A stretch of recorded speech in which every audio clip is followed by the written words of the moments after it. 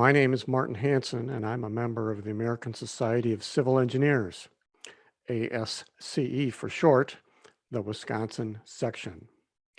This presentation is being brought to you by ASCE Wisconsin section and the League of Women Voters of Wisconsin.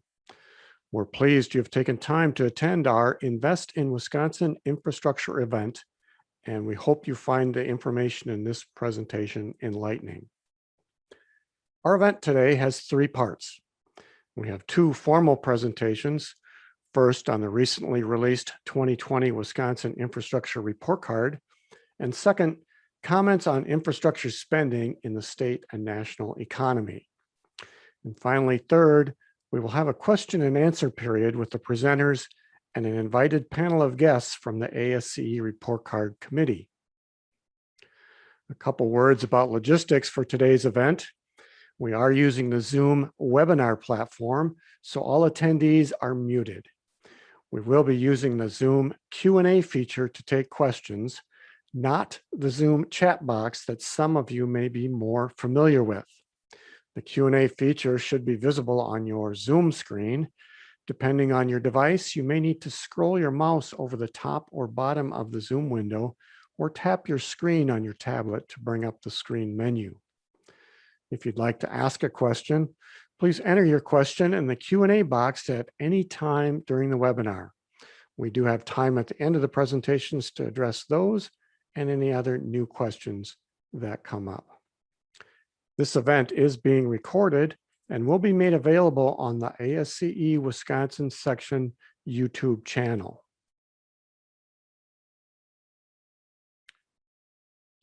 So let's begin. What do we mean by infrastructure anyway? It's certainly a word that's been bantered about in the media lately. Let's try and define a little better. It's a simple word, but it includes a variety of extremely important things that we depend on and often take for granted. It's the power generation and transmission system that charged your phone last night. It's the water and sewer system that delivered your clean water and took away the dirty water when you got ready to start your day. It's the roads and bridges and maybe transit that may have helped you get to your destinations today or later on tonight. It's the waterways, ports, rails, and airports that helped get your online orders delivered to you and products to stores today. It's the landfills that collected your waste this week, and it's a lot more, but I think you get the point.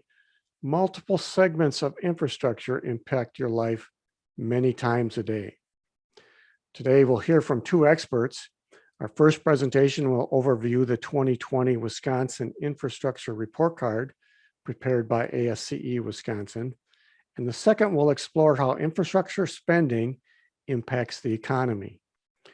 Finally, as I mentioned previously, we will have time for questions for our speakers and panel. So who is ASCE and what do they do? To answer those questions, I'd like to introduce Carl Sutter, ASCE Director, who will brief you on ASCE and the Wisconsin section.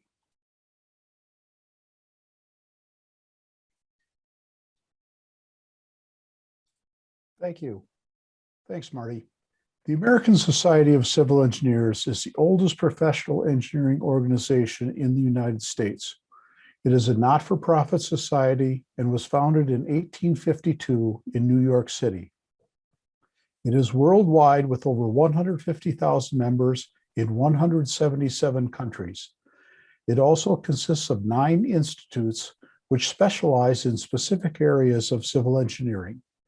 These institutes are architectural engineering, coasts, oceans, ports, and rivers, construction, engineering mechanics, environmental and water resources, geotechnical, structural, transportation and development, and utility engineering and surveying. The Wisconsin section of ASCE was established in 1923. It comprises most of the state, with the exception of the area near Superior, and consists of 4 branches and 1,886 members. ASCE works to raise awareness of the need to maintain and modernize the nation's infrastructure using sustainable and resilient practices, advocates for increasing and optimizing investment in infrastructure, and improve engineering knowledge and competency. Civil engineers are global leaders building a better quality of life. Our society mission is to provide essential value to our members and partners, advance civil engineering, and serve the public good. Our code of ethics lists that engineers, first and foremost, protect the health, safety, and welfare of the public. This presentation is part of our advocacy and education effort. Thank you. Thank you, Carl. Next, I'd like to introduce Louise Petering from the League of Women Voters, Wisconsin, who will brief you on her organization.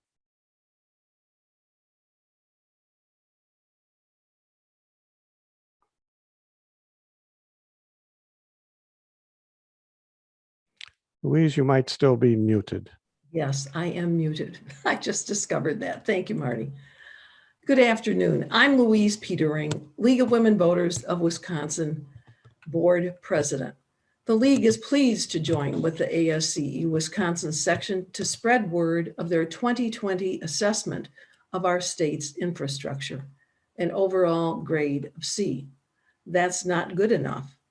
The League recognizes that the entire US population of over 330 million depends on our nation's infrastructure, regardless of whether they're among the 80% living in urban areas or the 20% living elsewhere. We recognize all of us need reliable energy, clean water, efficient transportation, and more to support our lives. Everyone, citizens, communities, residents, businesses, everyone needs a fully functioning and well-maintained infrastructure to support our economy and provide us with a high quality of life. Next, please. Two policies are integral to the League and everything we do in the League. Our first is our nonpartisanship. We are a nonpartisan organization that neither supports nor opposes political parties or candidates. Our second important basic position is our inclusivity. We support diversity, equity, and inclusion, and that policy, as well as our nonpartisanship policy, may be found on our website. In addition, we are a multi-issue organization. We have issue positions on various aspects of government, social policy, and natural resources, and all of them were established after study and member agreement. All of our positions serve the public interest, as should our infrastructure. National and state issue positions may be found also on our websites.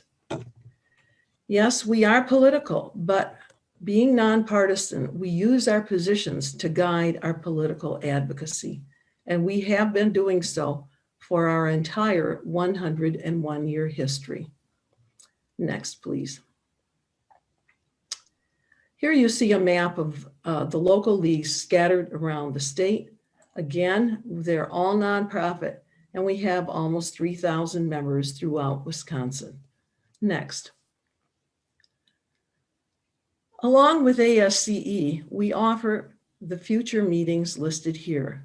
Details will follow near the end of today's webinar. Back to you, Marty.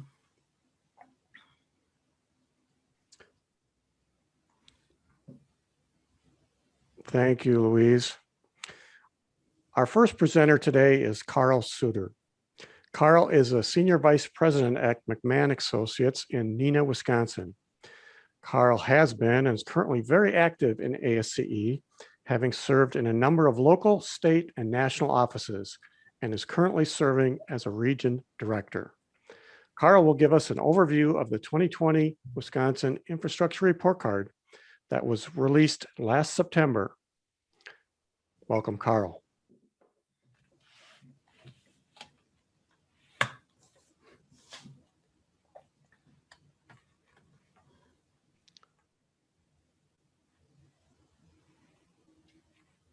This report card was prepared by over 35 volunteer civil engineers.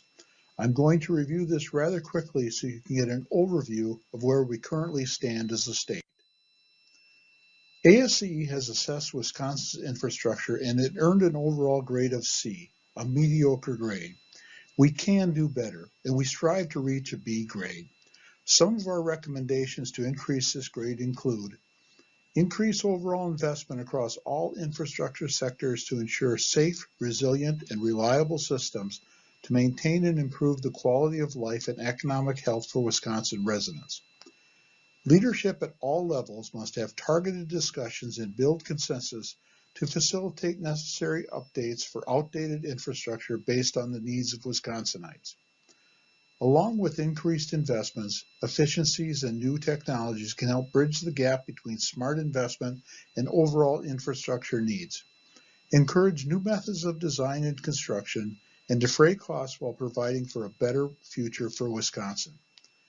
Project priorities should be set for investment in the state's most outdated and overcapacity infrastructure needs. And please remember that delayed improvement and maintenance results in greater costs in the long run. This slide depicts the 13 infrastructure categories that we evaluated to provide the C grade. As you can see, the grades range from a high of B for energy to a low of D+ for roads and transit. The grading criteria is the same as in the old style school report card. Each category is graded on capacity. Does the infrastructure's capacity meet current and future needs? Condition. What is the infrastructure's existing and near future physical condition? Funding. What is the current level of funding from all levels of the infrastructure category as compared to the estimated need? Future need. What is the cost to improve the infrastructure? Will future funding prospects address the need? Operation and maintenance. What is the owner's ability to operate and maintain the infrastructure properly? Is the infrastructure in compliance with government regulations? Public safety. To what extent is the public safety jeopardized by the condition of the infrastructure, and what could be the consequences of failure? Resilience. What is the infrastructure system's capacity to prevent or protect against significant multi-hazard threats and incidents?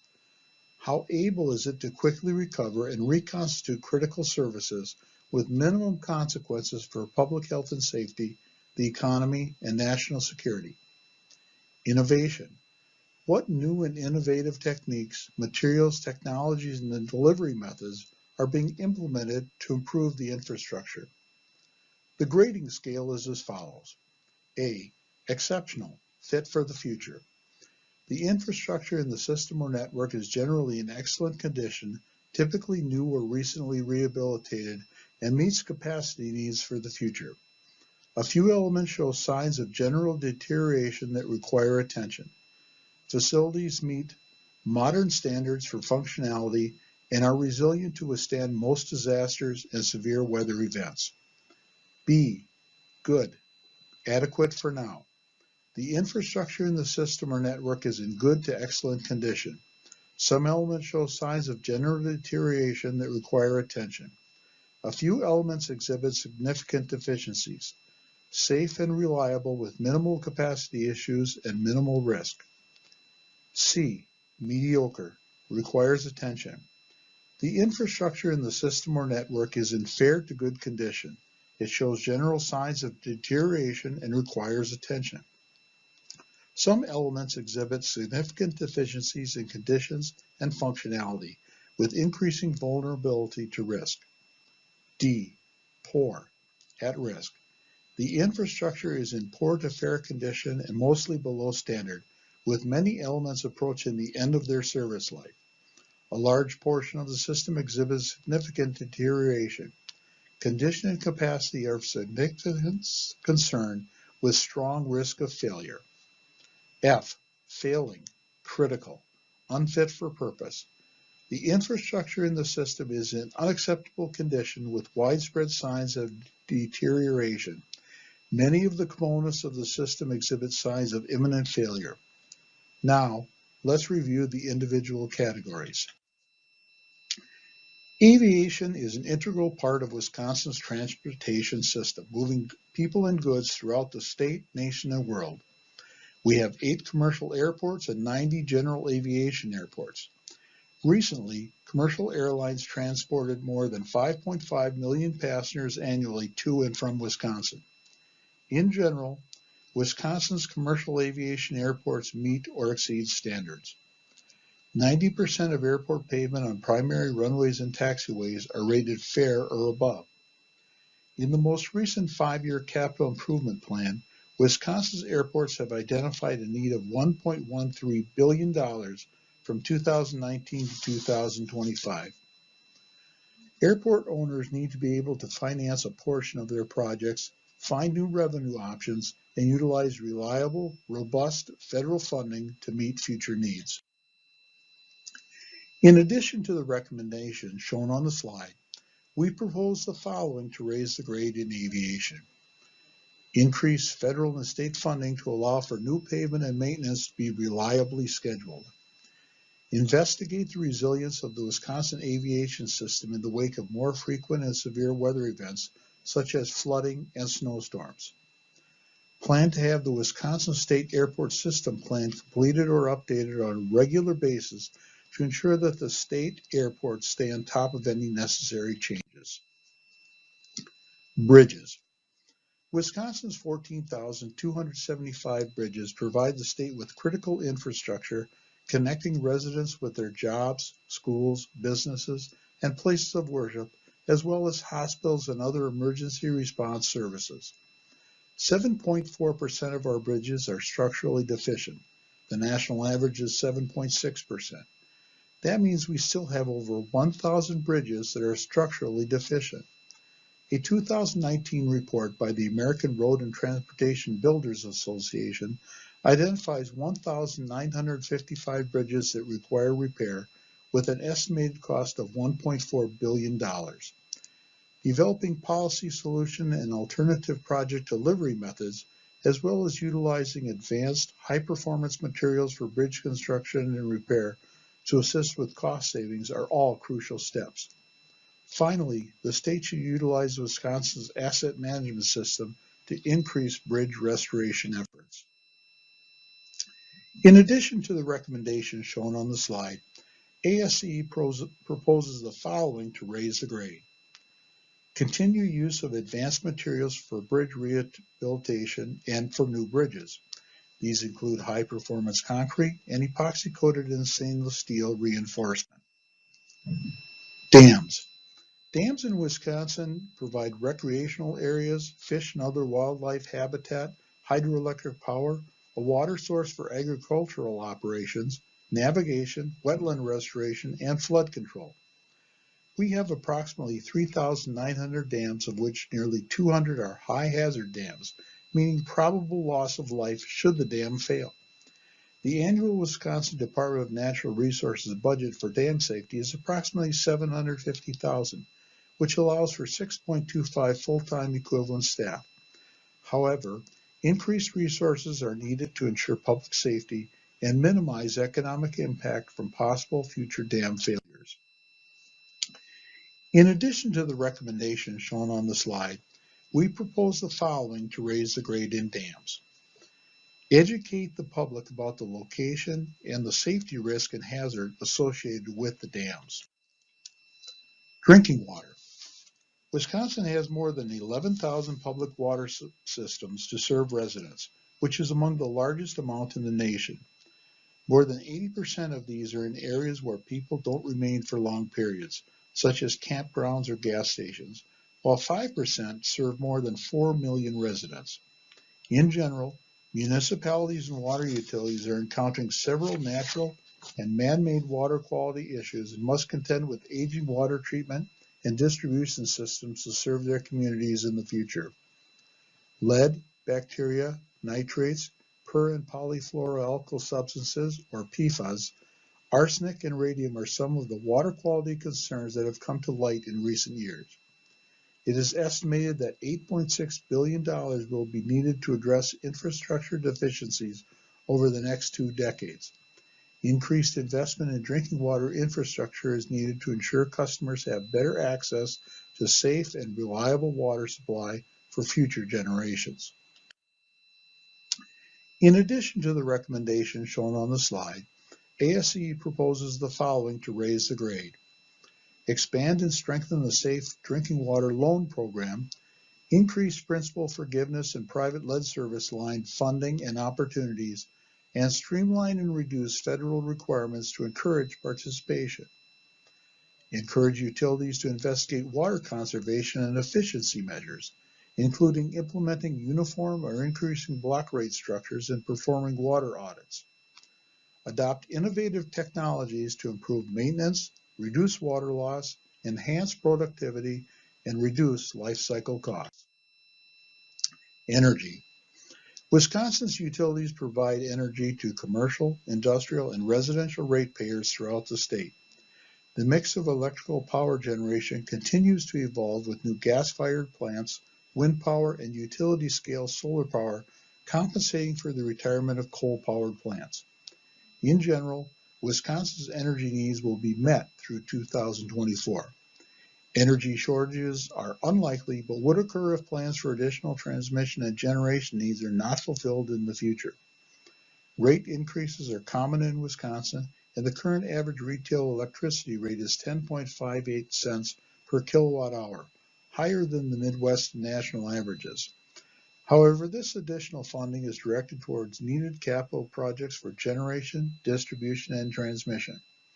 Utilities and government agencies are working to develop consensus greenhouse gas emission goals and the required infrastructure to attain them. Plans for power generation must consider future demand as well as public concern for the environment. Wisconsin must continue to pursue a strong energy policy that serves economic needs and preserves the environment. In addition to the recommendations shown on the slide, we propose the following to raise the grade in energy. Continue to reduce greenhouse gas production through conservation, renewables, nuclear and lower carbon dioxide producing fuels like natural gas. Continue to research and develop clean coal, energy storage, and carbon capture technologies.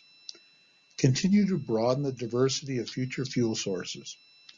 Work with all stakeholders to create a workable 2050 plan for greenhouse gas reductions, including commitments to defined milestone objectives along the way. Increase diligence and preparedness to avert and recover from potential cyber attacks. Improve the reliability and redundancy of system controls and communications, along with blocking of directed cyber intrusions. Assure the reliability of imported energy supplies contractually and by transmission reliability and redundancy. Support transportation fuel efficiency by improving electric vehicle charging convenience and providing incentives for efficient vehicles. Wisconsin has been a leader in hazardous waste cleanup, brownfields, and emerging contaminant issues. The partnership between the Wisconsin Department of Natural Resources and the U.S. Environmental Protection Agency ensures cleanup of contamination from hazardous waste and polychlorinated biphenyl through the One Cleanup program. Of the EPA's 1,178 national priority list sites, 36, or 3.1%, are in Wisconsin. More than 3/4 of those sites, or 28, are progressing toward being delisted. The state of Wisconsin has been proactive to protect and preserve the environment from hazardous waste. Establishing and maintaining funding along with prioritizing sites with the highest risk to the health and safety of the public are the primary concerns regarding hazardous waste sites in Wisconsin. In addition to the recommendations shown on the slide, ASCE supports the following recommendations to raise the grade. Provide responsible parties access to funds to support cleanup at contaminated sites based on a suite of factors such as financial need, records of operation and maintenance, and risk prioritization. Look for additional resources to decrease the backlog claims for the Dry Cleaner Environment Response Fund. Inland waterways consist of the navigation channels and associated structures that support commercial transport of materials between ports, terminals, or other locations. The major inland waterway in Wisconsin is the Mississippi River, consisting of 213 miles of navigation channels. In 2017, 25.8 million tons of cargo was transported over barges on this freight highway, consisting primarily of iron ore, steel scraps, and food products. Wisconsin's locks and dams along the inland waterway are beyond the intended end of their design life. Targeted funding allowing component replacement has kept the locks and dams functional for the time being. However, increased frequency of scheduled and unscheduled maintenance has contributed to decreased system performance, and major rehabilitation of these structures is needed to ensure long-term durability. Since 2011, the percentage of vessels experiencing delay has increased from 6% to 35%, and the average delay per lockage increased from 20 to 70 minutes. Fortunately, additional revenue sources, including public-private partnerships, are being considered to support investments to inland waterway infrastructure in Wisconsin. In addition to the recommendations shown on the slide, we recommend the following to raise the grade. Considering allowing the U.S. Army Corps of Engineers contract authority for projects or some other appropriate mechanism to avoid the stop and start of construction currently happening because of the appropriations process. Ensure full utilization of the Inland Waterways Trust Fund by providing matching federal appropriations, and increase the funding of operations and maintenance of the inland waterways each year. Utilize alternative financing and delivery methods, such as public-private partnerships when appropriate. Wisconsin's port facilities range from simple harbors to multimodal distribution hubs, with transport using Great Lakes, rivers, roads, rail, and air routes. Wisconsin is home to 20 harbors, including 8 major ports, including the shared Superior, Wisconsin, Duluth, Minnesota port. The ports of Wisconsin support approximately 10,000 jobs and generated more than $1.6 billion annually in economic activity. The overall condition of Wisconsin's major ports is adequate for the demands currently placed on the state, but facilities will require adequate funding to install, replace, or maintain safe infrastructure. In addition to the recommendations shown on the slide, ASCE supports the following to raise the grade. Preparing for ports, harbors, and inland waterways to accommodate the newest generation of ships, particularly as more smart features are developed. Enhance Wisconsin's utilization of federal grant programs, such as the Infrastructure for Rebuilding America, better utilizing investments to leverage development, and the Harbor Maintenance Trust Fund. Streamlining the project permitting process for port infrastructure improvements. Wisconsin encompasses more than 115,000 miles of drivable roadways. About 14,000 miles of these roadways are interstate and state highways. More than 1/3 of these roads are in fair or below condition, and deterioration is likely to continue over the next 10 years. If additional funding is not provided, 50% of the roads may experience increasing pavements rated at poor or below. More than 2/3 of major roads concentrated in urban areas were rated as fair or below in roadway condition. Deficient roads cost drivers $6 billion annually due to wear and tear on vehicles, wasted fuel due to congestion, and the overall cost of crashes on roadways. There is an estimated $13 billion shortfall over the next decade if roadway improvements are not funded. Roadway features in Wisconsin are likely a contributing factor in approximately 1/3 of fatal traffic crashes. This is tremendously significant to drivers on rural roadways throughout the state, where the fatality rate doubles the national average.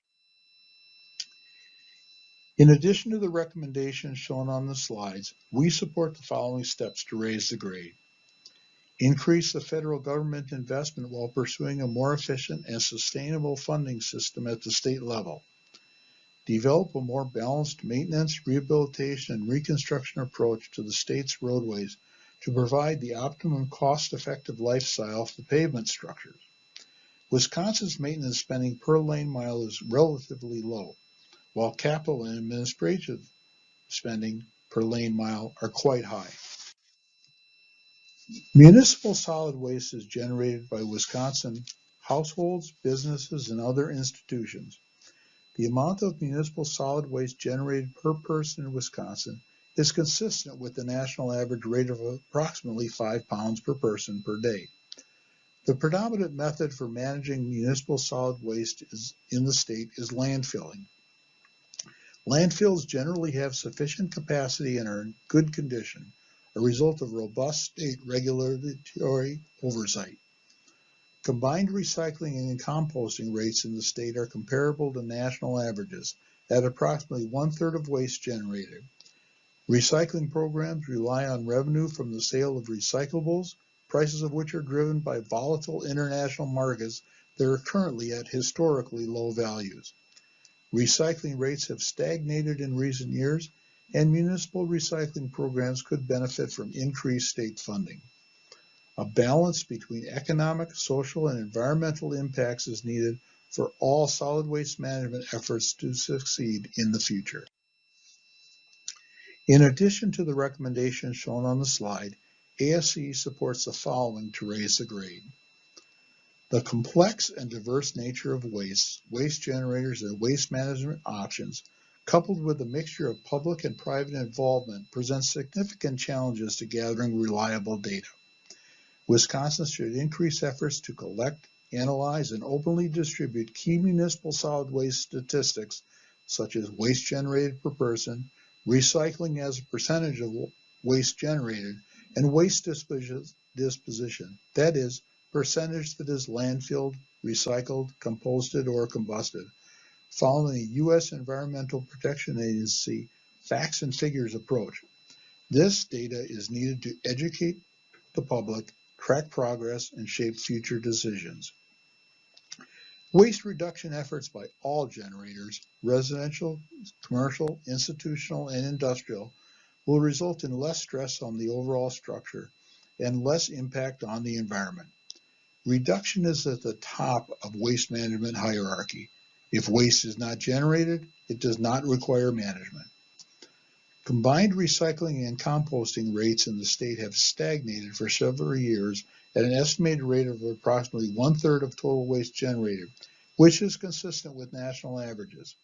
Continued efforts to increase the collected efficiency of recyclable materials, especially those with higher market values such as aluminum containers and numbers 1 and 2 plastics, and to avoid landfilling such materials, will provide many benefits. The estimated value of disposed, that is, non-recycled, recyclables exceeds $100 million annually. It is estimated that less than 1/2 of many easily recyclable items, such as aluminum cans, plastic bottles, and steel cans, are actually recycled. The establishment of state and/or local recycling goals is encouraged. Solid waste management infrastructure is largely market-driven. As such, decisions are most often made on an economic basis. Increasingly, the desire for sustainable solutions requires an evaluation of economic, environmental, and social impact, often termed the triple bottom line. A balance among these three factors is needed to proceed with sustainable solid waste management in the future. Stormwater runoff and the subsequent effect of its volume, intensity, and associated pollutant loading continues to challenge Wisconsinites and our way of life. Wisconsin is home to 15,000 inland lakes and impoundments, 53,000 streams, about 200 miles of boundaries on the Mississippi River, nearly 2,700 miles of trout streams, and more than 1,000 miles of Great Lakes coastline, including 192 beach miles. The quality of these natural resources depends in large part on the state's stormwater infrastructure. Presently, 120 Wisconsin municipalities have implemented stormwater utilities to fund their local stormwater programs. Annual utilities generally collect between $10 and $150 per year on average from single-family homes. with the average payment approximately $60 per year. Bolstering funding levels of these municipal stormwater utilities is also key to improving our grade. Adequate funding through utilities, grants, and other programs, and effective use of those funds is critical towards success of all systems. Additionally, the state should closely rate and monitor the condition of natural waterways and utilize data and research to budget effectively and efficiently. In addition to the recommendations shown on the slide, we recommend the following to raise the stormwater grade. Bolster the funding level of municipal stormwater utilities to allow for more sustainable management of our regional best management practices across Wisconsin. Efficient transit service is a major component of a multimodal transportation system and a key to public safety, commerce, and easing congestion. In Wisconsin, transit takes on many forms, ranging from urban fixed route bus transit systems to rural taxi service. For many, that means alternative means of transportation to work, school, and recreation, filling a critical transportation need for transit-dependent people. Unfortunately, funding challenges from federal, state, and local entities present public transit systems in Wisconsin with tremendous financial hurdles to overcome. In addition to the recommendations shown on the slide, ASCE supports the following to raise the grade. Incorporate transit initiatives into land use and transportation planning, including larger service areas, maximize accessibility, and linkages between jobs and supporting workforces. Include high-speed bus and rail corridors and other transit travel time enhancements in transportation to help make transit the travel mode of choice and to reduce congestion and improve safety in primary travel corridors. Wastewater. Wisconsin's municipal utilities are facing challenges due to aging infrastructure, growth, and new wastewater discharge regulations. The estimated future needs for municipal wastewater infrastructure maintenance and upgrades for Wisconsin total $6.3 billion. Utilities are raising rates to cover necessary costs and to combat dwindling grant funding. In Wisconsin, the average annual rate increase of nearly 5% is higher than the national average. However, the true cost of service is often still not reflective of raised rates. The highest rate increases occur in small rural communities of 1,000 to 2,000 residents. Meanwhile, approximately 25% of Wisconsin residents do not have access to sanitary sewers, mainly relying on on-site septic or other treatment systems. Municipalities and wastewater utilities will face significant capital costs to meet new phosphorus water quality standards for lakes, reservoirs, rivers, and streams. Collection and treatment systems are seeing the impacts of increased inflow and infiltration from more intense and frequent storm events due to climate change. Anticipated new regulatory requirements for previously undiscovered compounds like PFAS will also add to the financial burden on wastewater treatment facilities and ratepayers. In addition to the recommendations shown on the slide, we recommend the following to raise the grade. Permit holders may incur significant capital and operation expenses to achieve the water quality-based effluent criteria for phosphorus and microconstituents, which are at the practical limits of current technology. Planning is necessary for the physical facilities and financial needs for achieving these limits. The potential impacts of climate change, such as infiltration and inflow, may impact collection systems such that future capacity will be more difficult to predict and costly to address. Support efforts for public outreach on the value of water and wastewater services and provide incentives for source reduction. Utility rates should cover the full cost of service, including operation, maintenance, and capital needs. As you can see, Wisconsin's infrastructure still needs attention. You are now equipped to speak on each of the core areas of Wisconsin's infrastructure.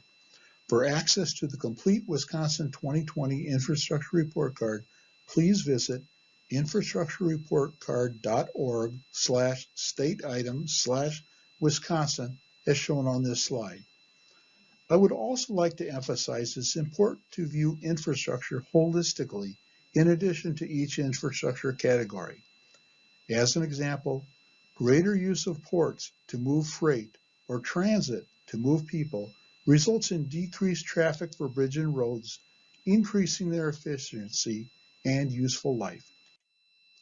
Again, thank you for your time and attention. Please feel free to ask questions on this at the conclusion of the economics presentation. Thank you.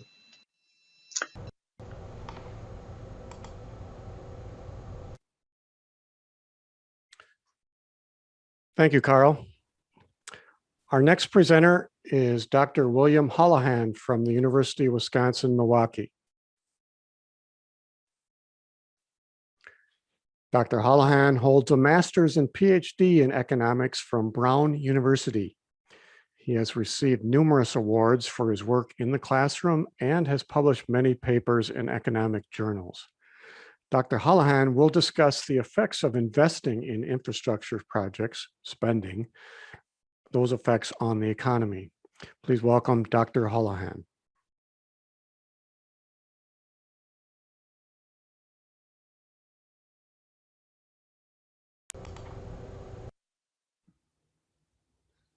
Hello, I'm Bill Holohan, and this is a short video on infrastructure spending in the state and national economy. It's going to be a little bit different than the engineering presentations because what I want to focus on is the role of spending and, of course, borrowing to pay for trillions of dollars worth of new public fixed assets that we can use going forward.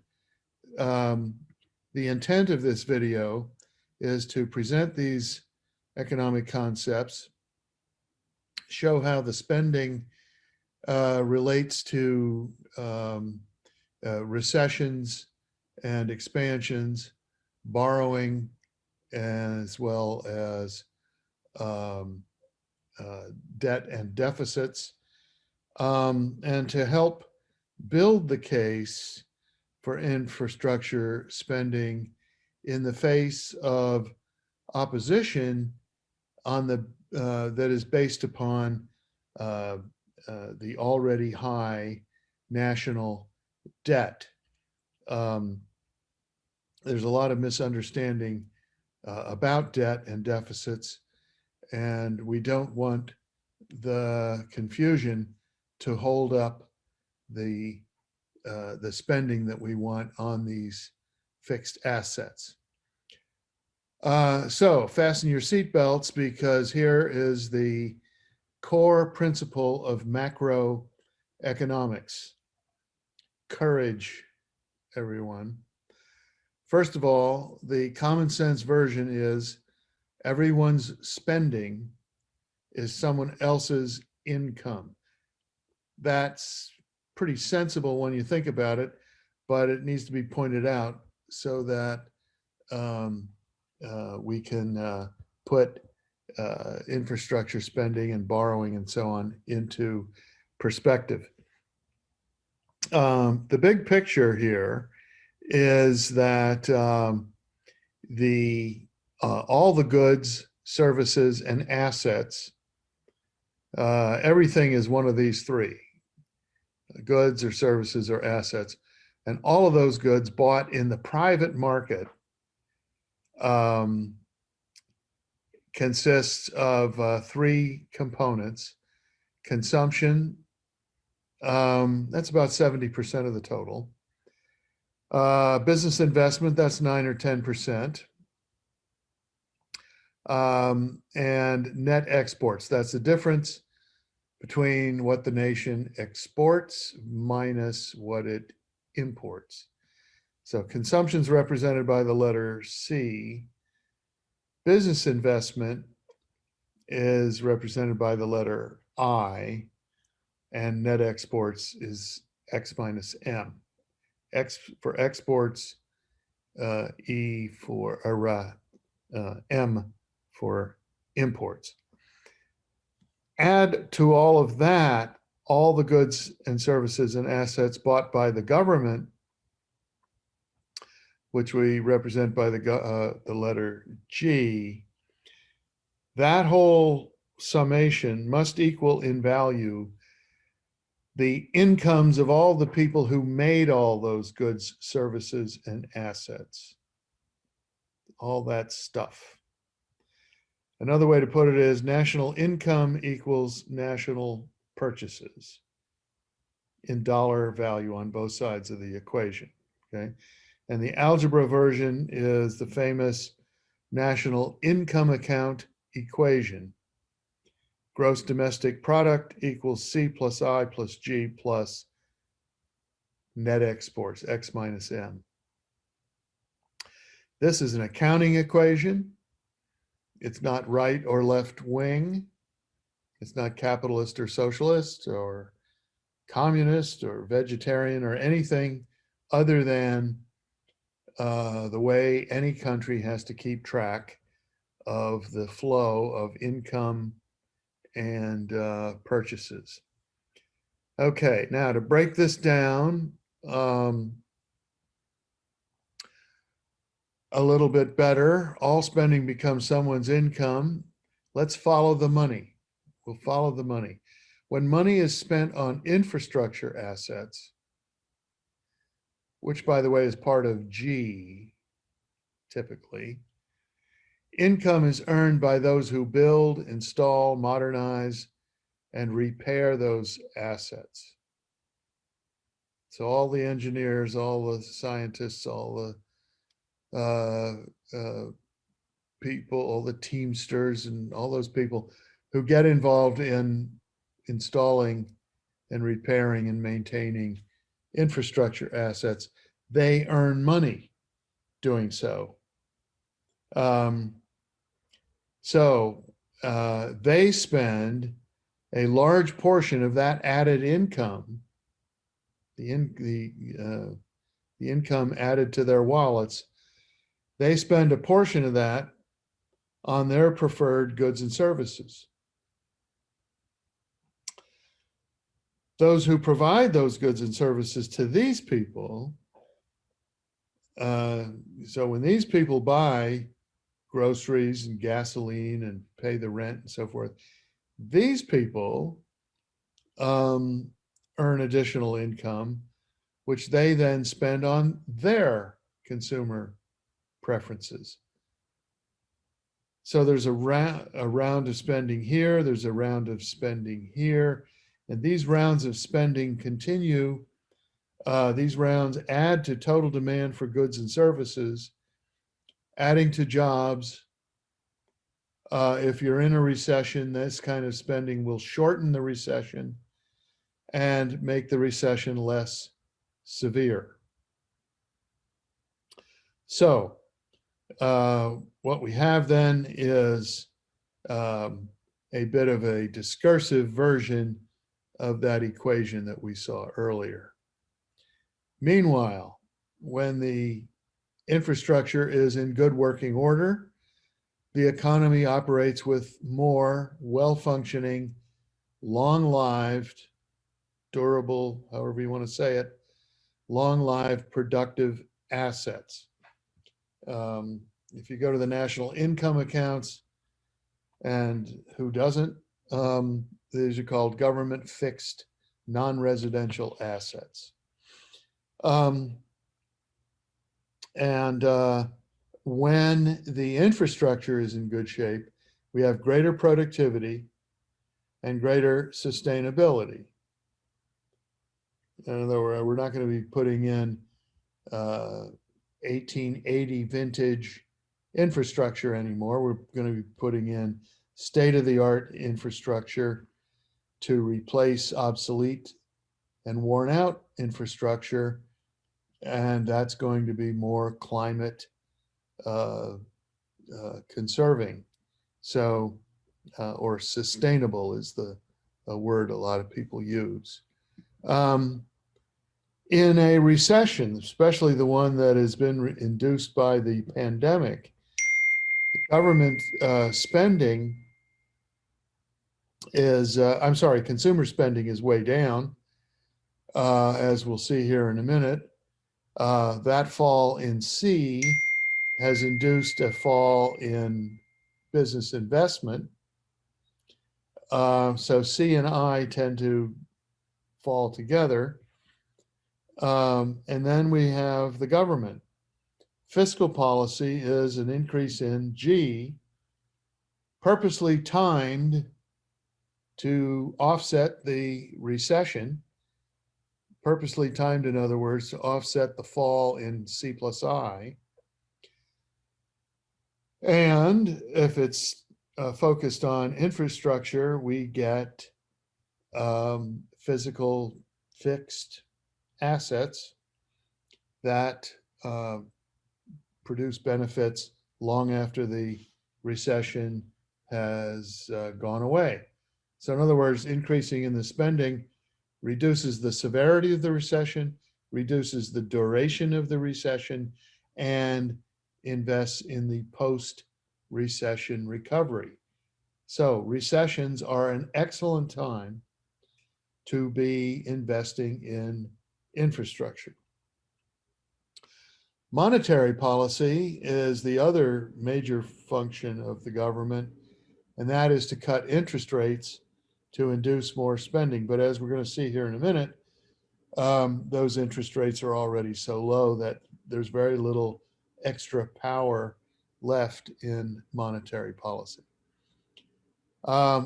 Reminder, infrastructure spending is part of G.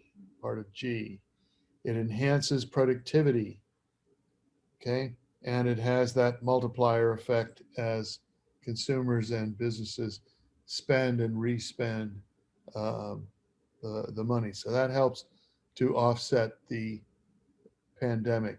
Let's look at how bad the situation has become. Here we are in February of 2021.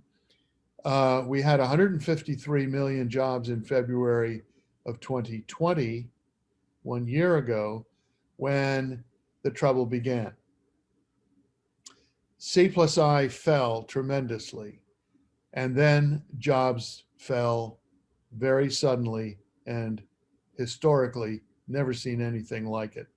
A 21 million job loss in just 2 months, mostly in the month of March. So here we were, relative to February, we were down 21 million jobs.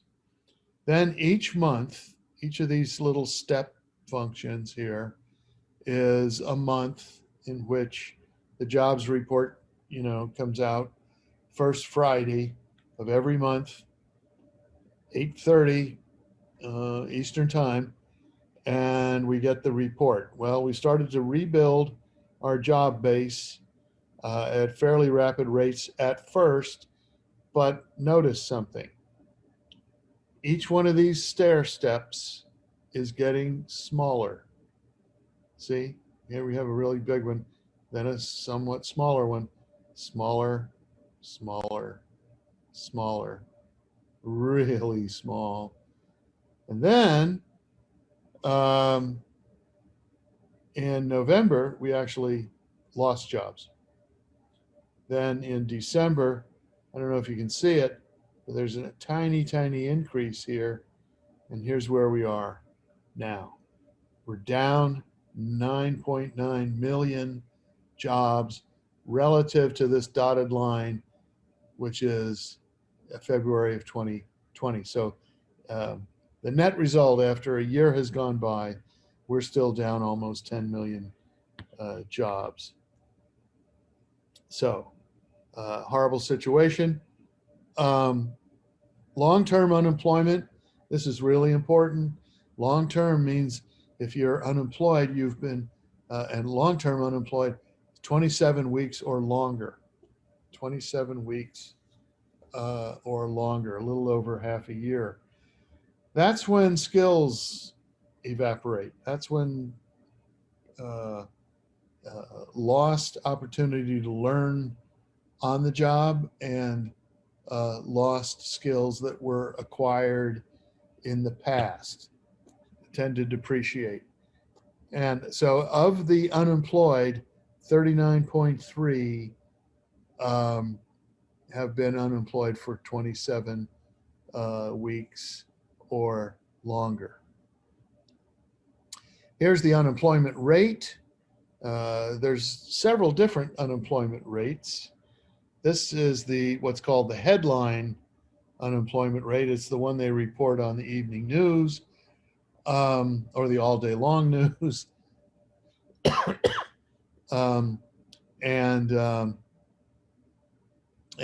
If you're familiar with government statistics, this is U3. Anyway, and it includes all the people that are unemployed but still looking for a job to replace the one that they had lost or the one that they aspire to. You can see it's, of course, spiked when the pandemic hit, and it's been coming down, but it's still settling at around 6.3. And as you saw a couple slides ago, things are kind of leveling off at a very depressing rate. Here, now, some people have left the labor force altogether, which reminds us that the labor force only includes those people that either have a job or are actively looking for a job. What if you have been so discouraged that you stop looking? The way you measure that is the percentage of people who are in the labor force as a fraction of the total population. And that is down to 61.4. It had been up as high as 63.5. So it's down almost 2 full percentage points. And that is a huge hunk of the population. It all comes back to GDP equals C plus I plus G, which I've exaggerated here to remind ourselves this is going to be a government function, plus X minus N. The government function is to help us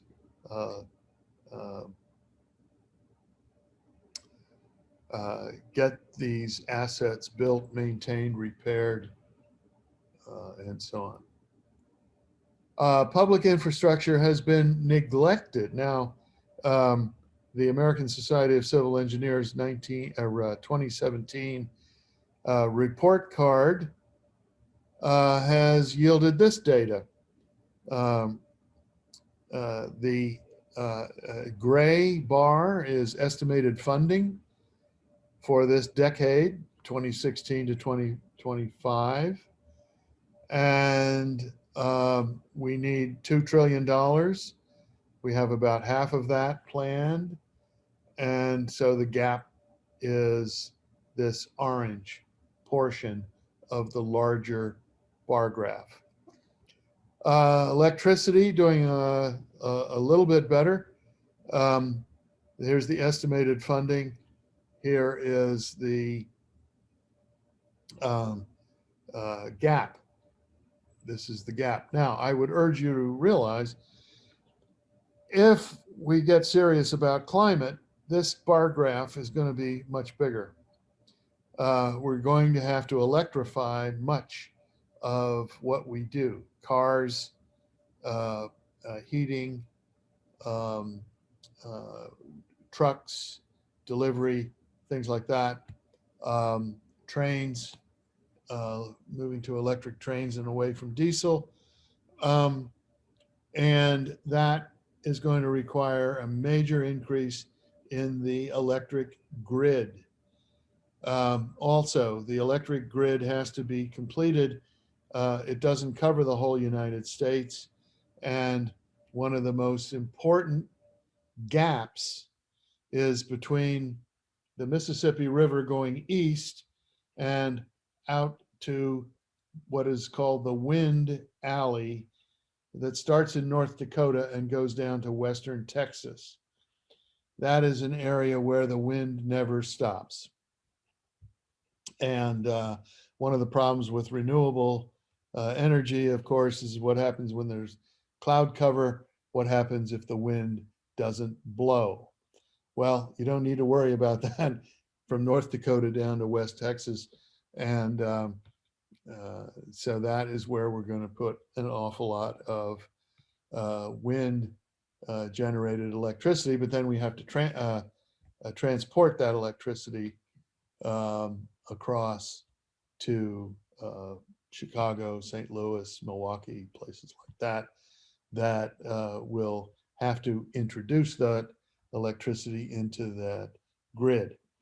Also, if we get serious about climate, we're going to be decommissioning the coal-fired power plants and moving more toward renewables backed up by lithium ion batteries. So this is going to be a much bigger deal in the years to come. Schools. School buildings are dilapidated in a lot of places, particularly urban and rural areas. If we want those kids to close the education gap, we're going to have to spend a lot of money and see that the planning is way behind the need. Waterways, ports, airports, you can see the continuation. I was surprised to see airports is so small. Our domestic airports are way behind other countries who are major trading partners. Also, if we get serious about climate, we're going to have more rail, so expect this bar graph to grow. All right, let's move on. The current report card, the 2021 report card on Wisconsin, is dismal. You'd never let your kid get away with grades like this. C+ for bridges, C+ for dams, C- for drinking water, and essential for life itself. Ports, how do we compete globally if our ports cannot handle the freight? Roads, we know we're killing our cars on these neglected roads and potholes and so forth. And of course, public transit is a joke. All right, so what do we have here? We are borrowing money at very low interest rates. Very low interest rates. Maybe we can adjust this downward a little bit. Okay, so we can see it. Money borrowed at very low interest rates these days. We're going to borrow money for the infrastructure and for the COVID response and for helping people feed their families, because the demand for in-person services and so-called essential workers way down. So we're going to be borrowing a lot of that money, and fortunately interest rates are really low. This is a repeat. All spending is someone else's income and so on, but it doesn't end there. Movement of goods and people, think of it as a productivity increase. Whenever productivity goes up, costs go down. When costs go down, the US can compete more effectively in the world economy. When costs go down, US jobs are enhanced because we can compete in terms of jobs with other countries. Travel time, travel safety are good examples of that. Internet capacity, really very important here in Wisconsin.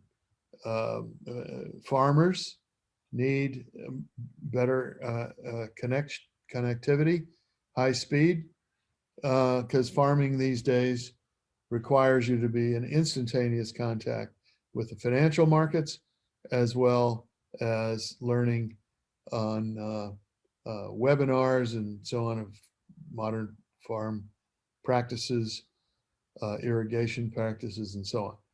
Same thing with dairy, misspelled word there, let's fix that. And of course, schools, urban and rural schools tend to be underinvested in broadband. Can't keep up with the world if in a school where that is the case. Public health, water quality, air quality, food safety. These are all resultants of that terrible report card. These are in jeopardy. Already talked about the electric grid. Okay, productivity is enhanced, recession less severe, productivity. But what about financing? The debt, where possible,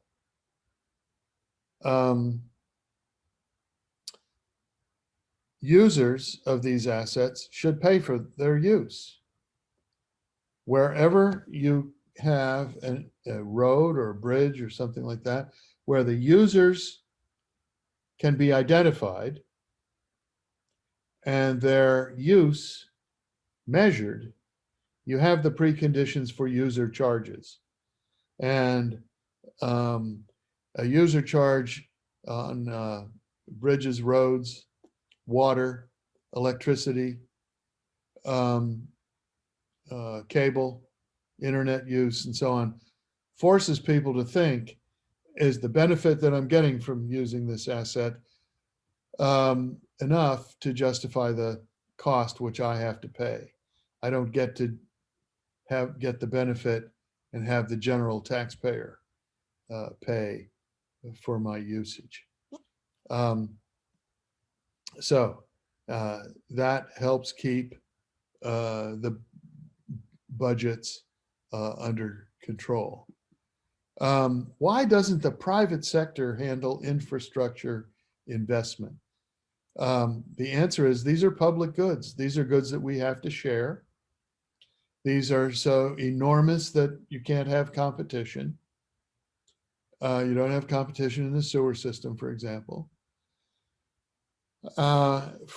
So even though free markets require streets and roads and sewer and water and things like that, it won't produce them because if they did, they'd charge monopoly prices, then they'd have to be regulated. And the public sector does a pretty good job of regulating these basic public utilities. Anyway, for political reasons especially, they've moved into the public sector. So we have public roads, we have public water, we have public flood control, disaster relief, things like that. It's pretty hard to get a private return on investment in these areas. State dollars and borrowing pay for most infrastructure projects. State dollars, and this is, people think it all comes from the federal government. More of it probably should, because the federal government can borrow at lower interest rates. States can only borrow or issue bonds if there are some kind of designated funding to repay the bonds. And then you have dedicated fees and things like that, tolls and whatnot, and general funds, income taxes and so on, unrelated to use. State and local governments own the vast majority of public capital. Vast majority. You can see in dark orange, $10.6 trillion in 2017, and the federal government has a much smaller share of these fixed assets. So we have to worry about the debt. National debt's already high. It's going to get higher. Here's how you measure the burden of the debt. You divide the debt by GDP. It's currently 106%. The all-time high was 112% right after World War II. This 106 is going to go up. Fight the pandemic. We're not taxing enough to come anywhere close to balancing the budget. So of course it's going to go up. If we grow the denominator of GDP, that means that we grow our way out of the debt, which is exactly what we did after World War II. We brought that 112 down to about 33% before the debt started to go up under President Reagan. If we build productivity enhancing public assets, i.e. infrastructure, then future taxpayers will inherit both financial debt and those assets. So you can think of it as double entry bookkeeping, where on one side, here's the letter L, you have liabilities. And on the other side, you have assets and liabilities. Think about both sides when you want to borrow to invest in infrastructure. You get greater productivity and competitiveness. This supports after-tax income growth, which makes it more feasible to bring down the national debt as a fraction of GDP. So the engineers have another report called the cost of doing nothing, as opposed to spending a trillion or two. Actually, you will be giving the future a better deal if you hand them well-functioning public fixed assets to go with the debt. They will actually be richer, not poorer, if you do that. One final thing, here's the national federal debt as a percentage of gross domestic product. And you can see it's rising and rising and rising. Here's where it jumped into the Trump administration due to the pandemic, basically. And so here we are, very high. You'd expect that would drive up interest rates and cause a great deal of consternation in the markets. Just the opposite happened. Rates are down. These are 10-year Treasury constant maturity rate bonds. And you can see that those rates are down despite the skyrocketing debt. Can't go on forever, but there is no one-to-one relationship between debt and interest rates. So we have expected reaction to additional federal borrowing.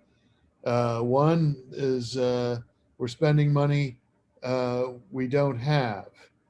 Well, of course, when you borrow money, you are spending money you don't have. That's why you borrow it. We're borrowing from our grandchildren. Well, we're actually borrowing from each other. We're borrowing from savers who want some kind of an investment. They've basically decided worldwide that US Treasury securities are about the safest thing they can invest in. So we're really not borrowing from our grandchildren. They will have to pay back, but they get assets to work with to help them pay it back. We're actually making them richer, not poorer. So this is bogus. We will suffer inflation.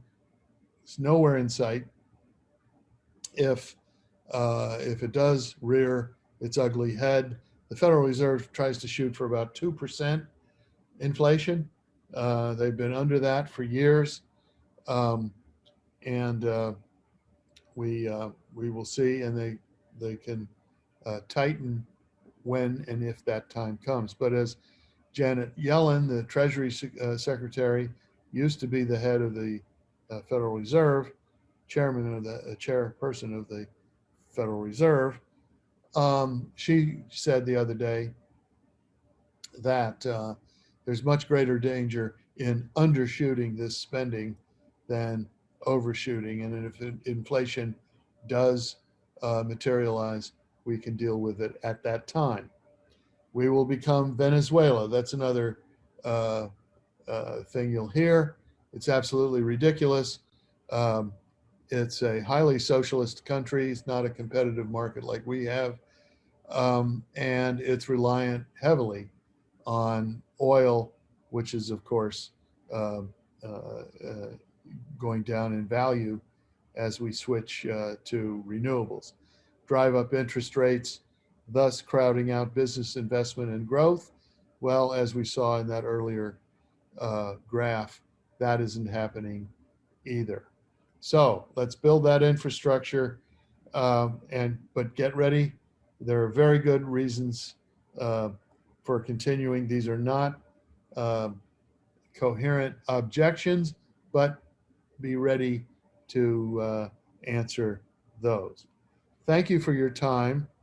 There will be a question period to follow this. I'll turn it back now to the moderator, who will get the question and answer underway.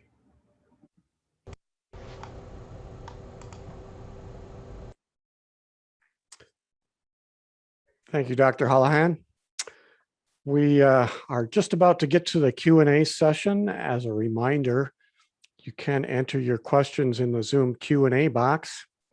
Depending on your device, you should bring up the Zoom screen menu by either scrolling your mouse over the top or bottom of the Zoom window, or if you're on a tablet, you may need to tap on your screen. But before we get to the question and answer period, we'd like to ask you to participate in a couple polls. And the first poll asks you to pick up to 3 infrastructure segments that are most concerned to you. There are 10 options to choose from. You may need to scroll down on your device to see all the choices. You'll have about 1 minute to make your selection. But after you've selected your 3 top choices, be sure to click on the blue Submit button to enter your answers.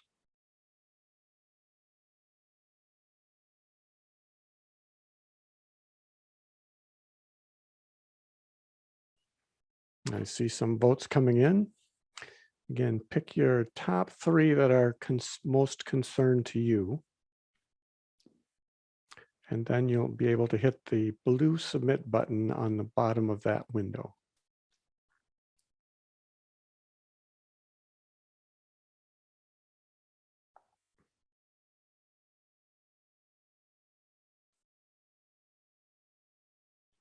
We'll give you about another 10 seconds to finish up your choices. We have about 2/3 of the votes in.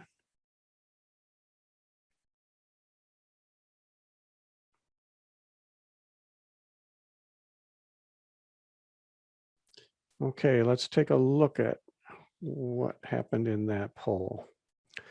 So transportation garnered 82% of all the votes cast, cost is on my brain. And coming in second was water resources.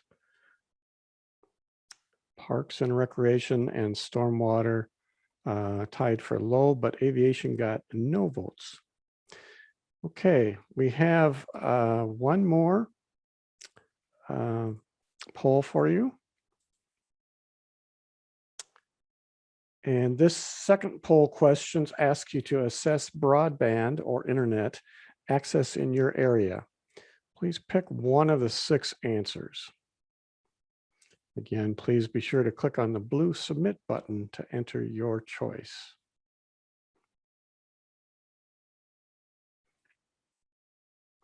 It has been pointed out that since we are doing this virtually over the internet, that this question may need to be looked at in some critical eye.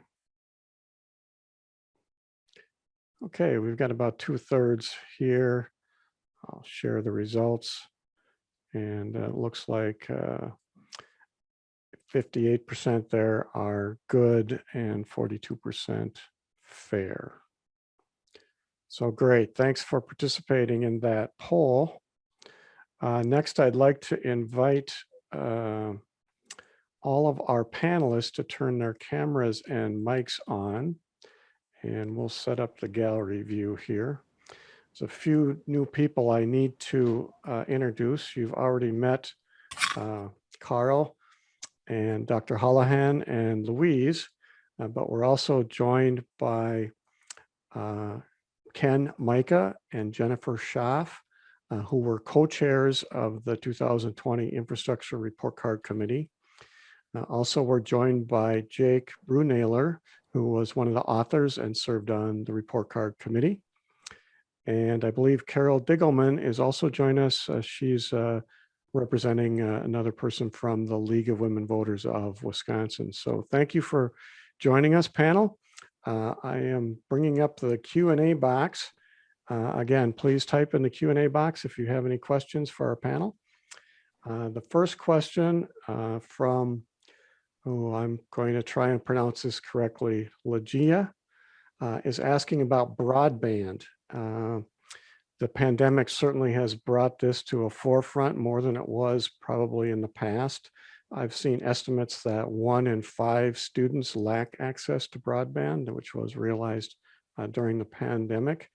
But the question is, broadband and Wi-Fi in rural areas is needed. Why was it not included in the infrastructure report card? Somebody want to take that one? I'll start with that, Marty. Okay, thanks, Carl.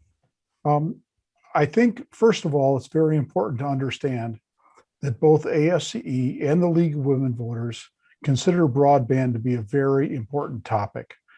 All people deserve access to broadband. Both organizations believe that. The national ASCE released their national report card in March of this year. As part of that, they were kind of handcuffed, as we were, by the fact that there was not enough data out there on broadband to provide a real letter grade on it.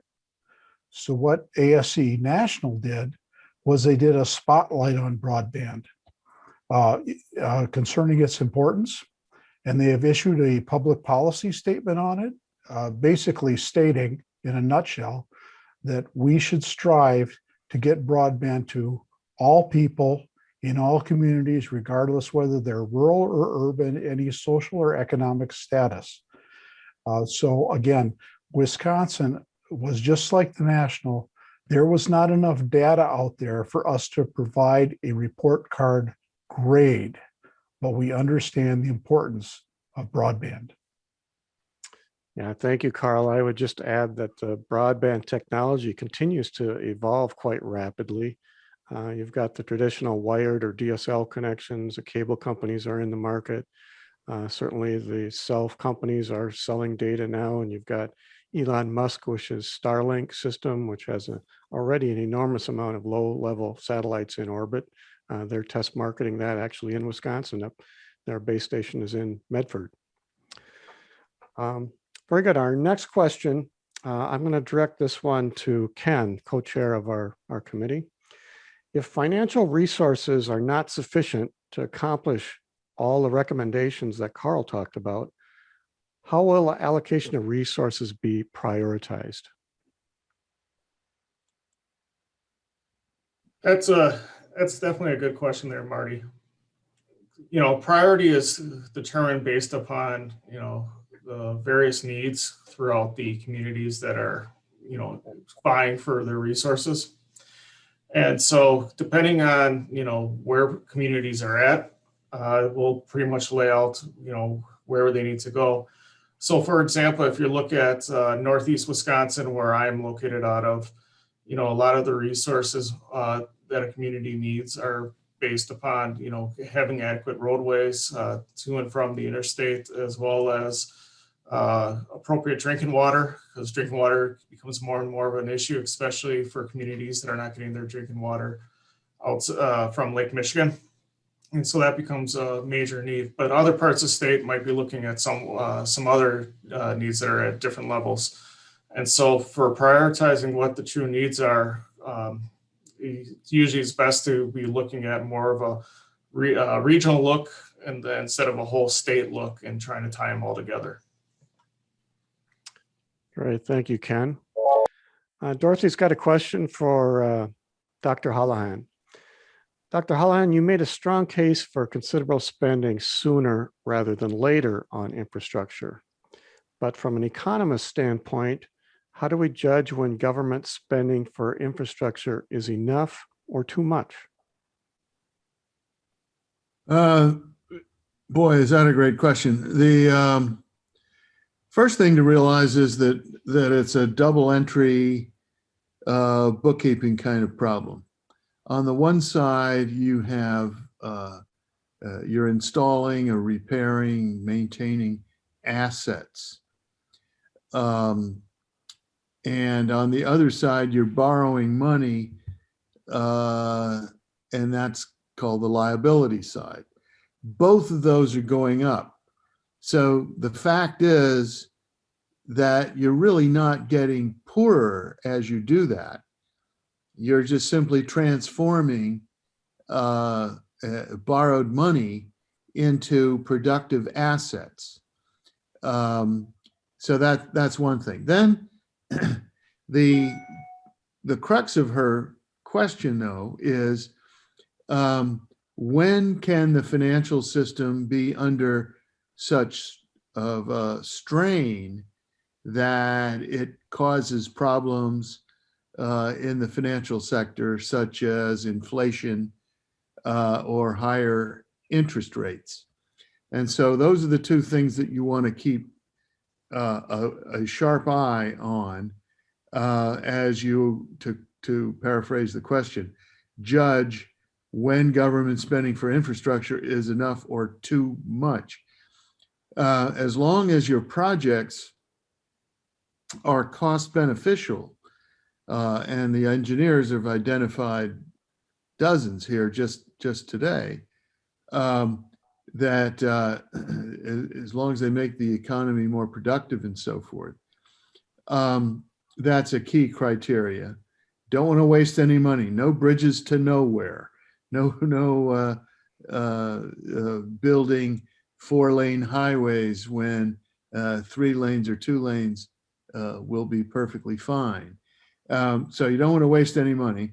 And then if you see interest rates rising or if you see inflation creeping up, then you have to try to rein that in. And that's the job of the Federal Reserve to worry about that. And lately, these people testify before Congress and they make their public statements. They try to keep the financial markets informed on a daily and weekly basis. And so far, all of this spending has not jacked up inflation. We have bottlenecks here and there, but we don't have overall inflation. And that's after all this money we spent to suppress the pandemic. And so we're not in a position yet to slow this down. And yet we're not wasting the money. We're getting assets for this. And we're replacing neglected assets with assets that we can actually use. So that's how we judge. We look at inflation rate, we look at interest rates and so on, making sure that the bridges and roads and streets and potholes and broadband and so on is all cost beneficial. And it's tricky business, but people are observing this very carefully all the time. Jennifer, I've got a question I'm going to toss your way. This report was done by a bunch of civil engineers, and they probably benefit greatly with all these projects coming up. So how would you respond to a skeptic who says you just are painting a bad picture for everyone so that you can have more work? That's a really good question, Marty. Did you get asked that?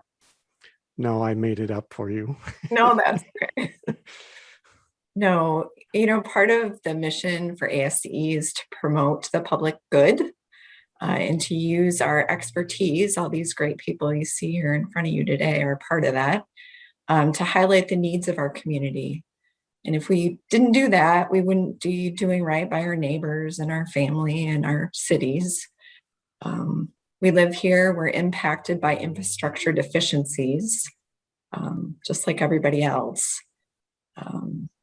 We care about our communities, and we want to make sure that our decision makers are informed when they go to make decisions about infrastructure.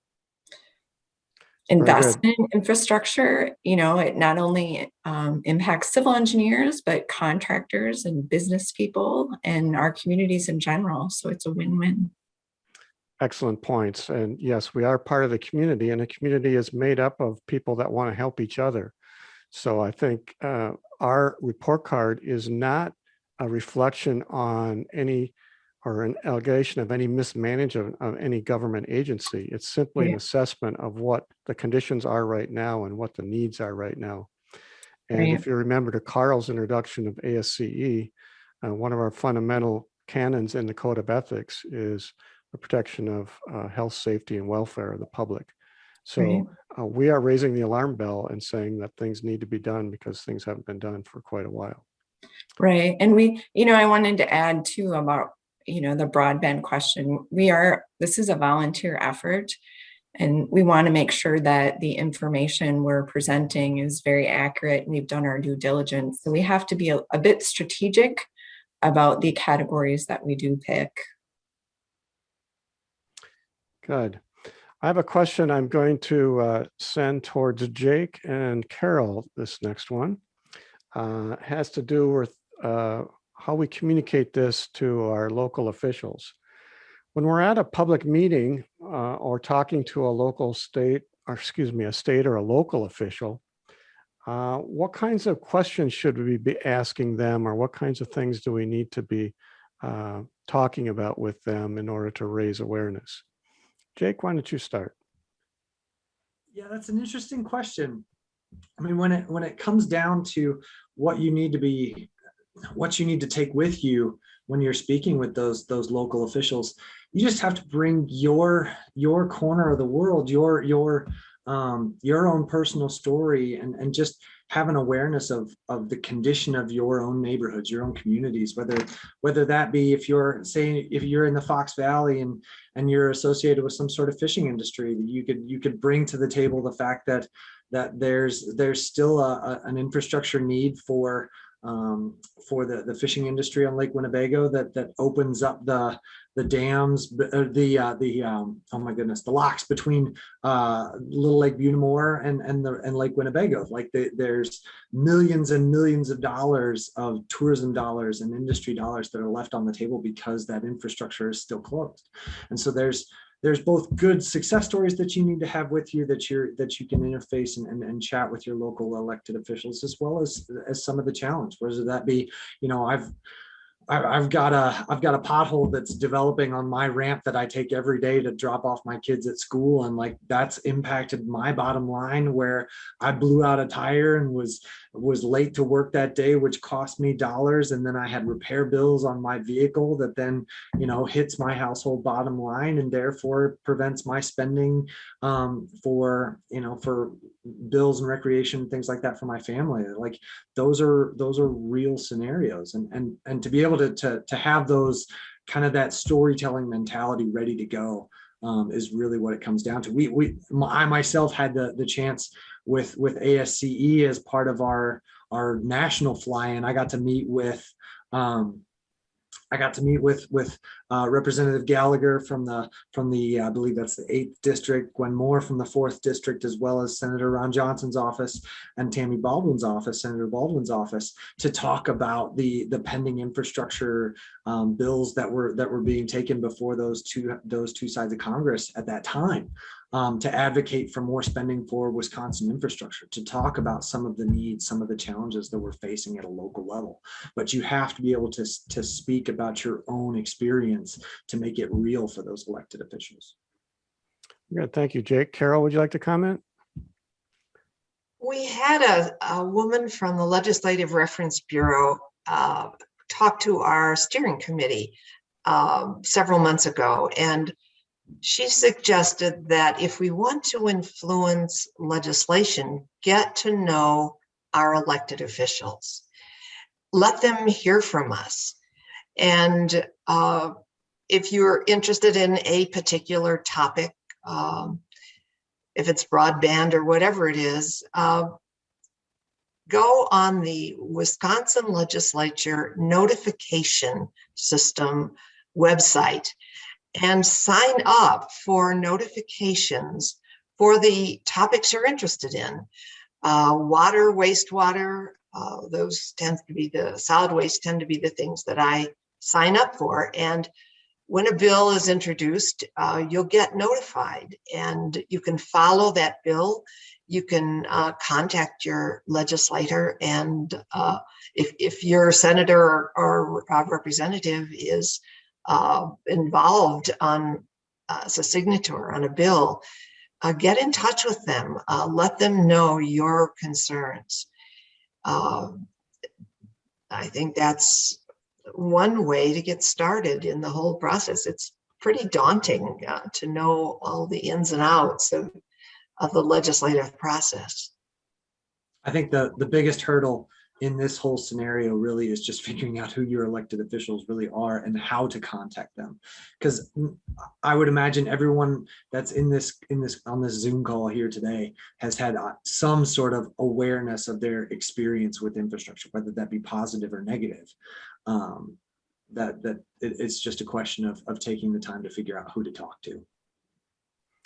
Yeah, and I would certainly chip in. I've made several trips to Madison to talk to legislators and to Washington, D.C. When you think about the number of people that those elected officials represent, and I don't have the statistics, but the number of people that they hear from, that ratio is incredibly small. So your letter or your letter with your neighbor's letter has a potential to making a really big impact, particularly if it's a issue that the representative is kind of on the fence and really wants to know. As engineers and whatever your specialty is, maybe you have a specialty profession that you're particularly knowledgeable about an issue.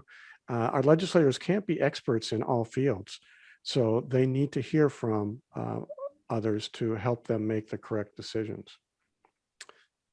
Dr. Holohan, I'm going to toss one to you. You talked about unemployment and showed us some statistics about unemployment. Does Wisconsin have enough qualified contractors and laborers to do the work that we're all talking about? Well, Wisconsin's a fairly small economy in a federal system. So if we had a major rush to start improving our report card across the board, then presumably contractors would be coming in here on a temporary basis as needed. No, there's overall, if all the states try to improve all those report cards, all of which have major problems with them, then we'd be in a shortage situation. We have to fix the infrastructure over a fairly long period of time. The Biden plan is talking about 8 years. We will be lucky if that happens. We do need to get more people at the same time.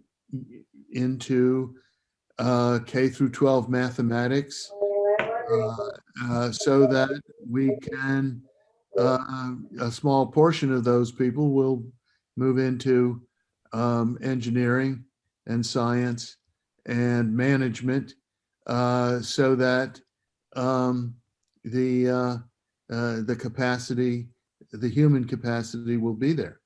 And if we get serious about the environment, same thing's going to happen on the science side.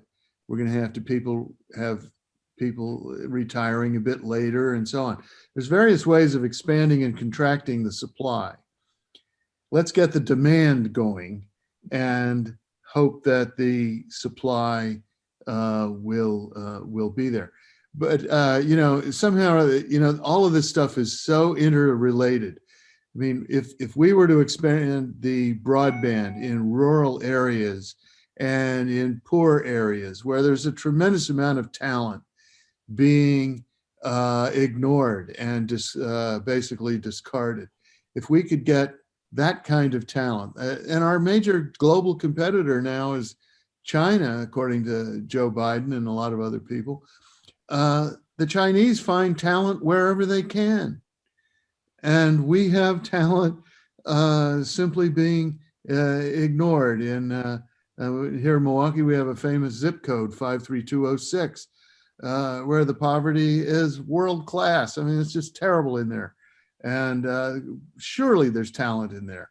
We know there's talent in the rural areas of the state.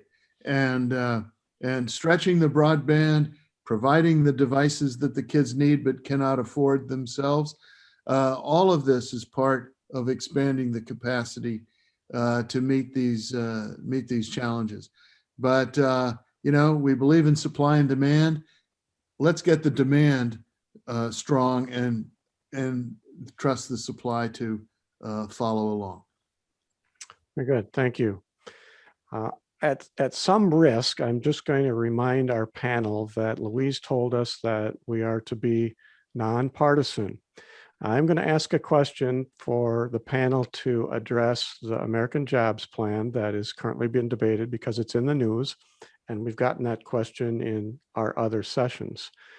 So I will impose an informal 3-minute time limit on everyone, but if you'd like to comment on the American Jobs Plan and how that addresses the needs of infrastructure or how it might be implemented, I'd be interested in your comments. And I'm going to go around the screen the way it is on my monitor here, so no one knows who's going to be first or next. And Jake has the biggest smile, and he's in my upper left corner. So Jake, you may begin. Knew that was going to happen. So I know what I mean. There's so much out there on this right now, and what's really good about that whole American Jobs Plan, at least the way I understand it, is there's so much emphasis on infrastructure, which really does align so well with our message at ASCE that infrastructure spending puts money right back in our own communities, both from a dollars earned standpoint, that these are local positions, these are local jobs, and a lot of times local manufacturers and construction materials, and that's good for everyone, not only from the upfront benefits of putting people to work in good wage earning positions, but at the same time that infrastructure spending is going to build assets in the community that are going to drive economic growth in the long term. And I never have to look very far on those success stories of infrastructure spending, especially when it's at a large scale level. And it's always encouraging to see those benefits long term, and see those impacting our communities all over the state. Thank you, Jake. Louise, you're next to Jake on my screen here. Why don't you go ahead? Okay, I think there are two aspects that I'd like to talk about. One is education. Having been a middle school teacher, it was quite interesting to learn what students were interested in or not interested in, and to figure out how to bring them to a point of interest. And so it strikes me that what we need to do is we do need to invest in education as part of the jobs plan. Otherwise, we will not have competent workers to move on into technical colleges or into universities or into jobs directly and into trade union training, whatever training they seek. And I do think we need to get rid of a sense of that you only can go to college. I think technical colleges are highly important. So that's my statement about investing in education so that you have the workers to do the jobs, the competent workers to do the jobs. The other thing is the league has a position that taxation should be progressive. And I think that is something that's going along with this proposed jobs plan, that we can't expect to give tax breaks to the wealthy or have a whole host of loopholes where effectively people or companies or corporations are paying no taxes whatsoever. We need a progressive tax system to help finance this. Thank you, Louise. Ken, your comments on the American Jobs Act? Yeah, so I got about two comments. One's going to play off of what Louise was just saying, and that's, we need to look at infrastructure not just as the roads or the power lines, the physical assets. The other areas of our infrastructure is education. It's also the human being, and we are a huge asset to our infrastructure because we are the ones that help maintain it, we help improve it, and we help each other as a community get from point A to point B.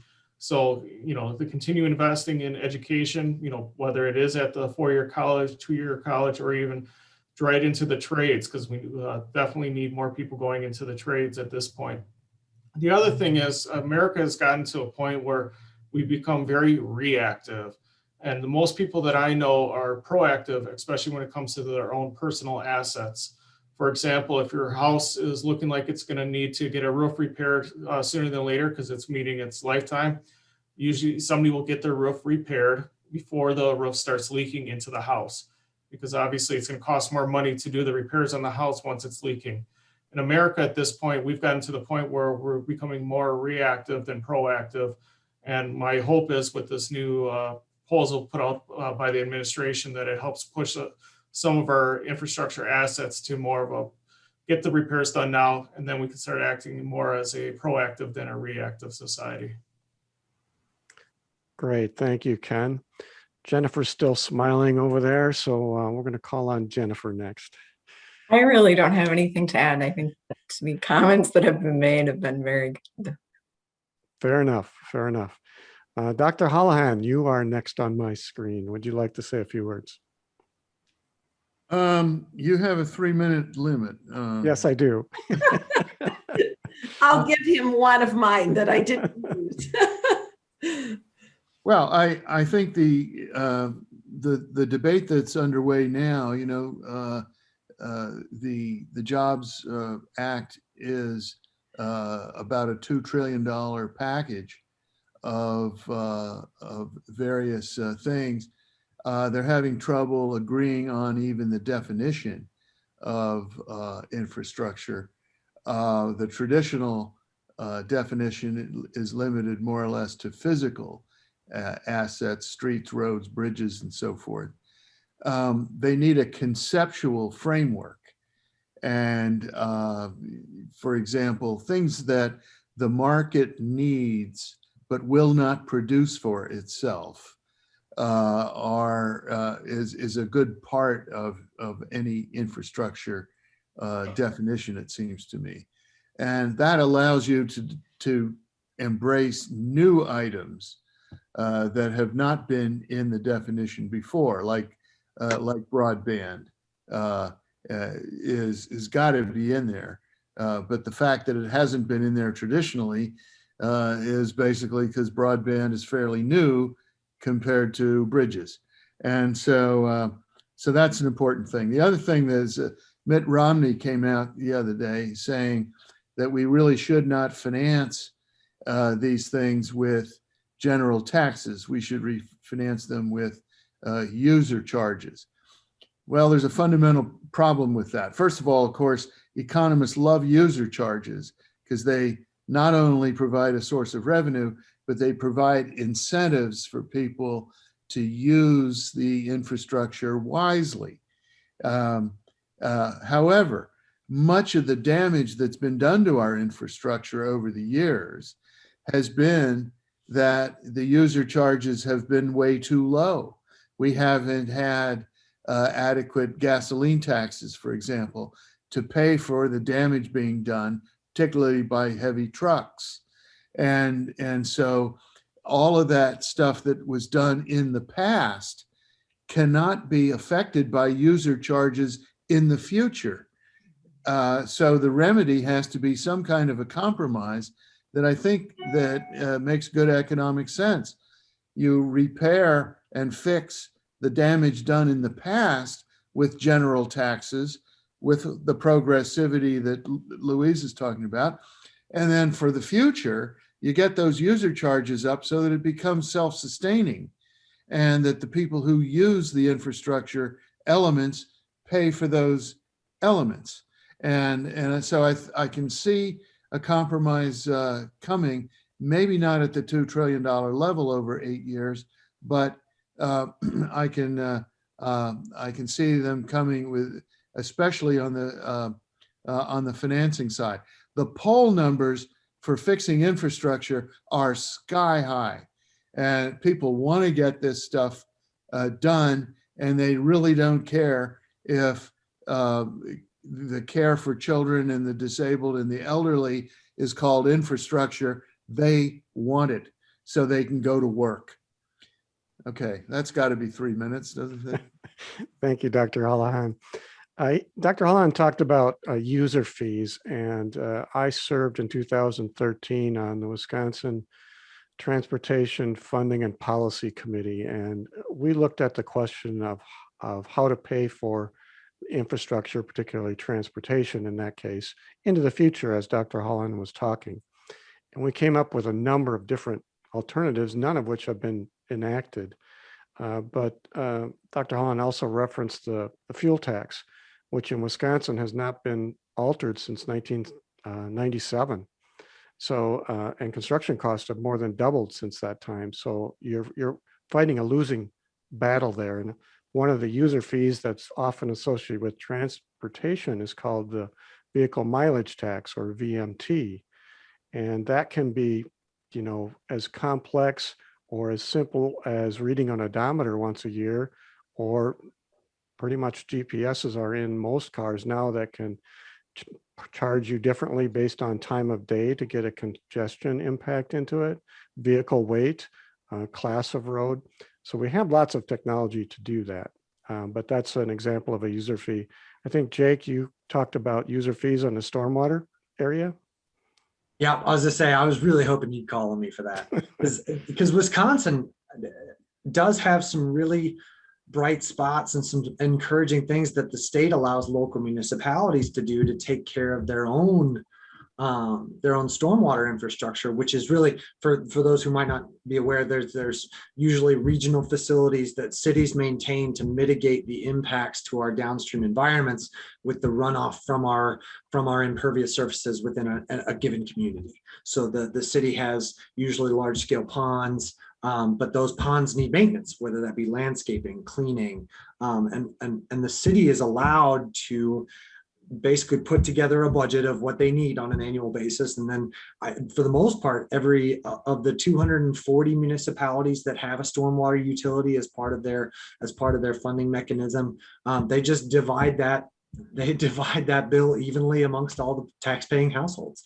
And the average cost to the end user, the average cost to the normal taxpayer in any of those municipalities per year is $60. And I don't know about all of you, but it would be worth it to me to pay $60 a year, so that when I take my kids down to a creek or a river or a lake, that I'm not staring at trash, leaves, and algae blooms that are going to give me a skin condition. That those downstream assets that are huge towards my property value and my quality of life are taken care of because we have funding mechanisms in place.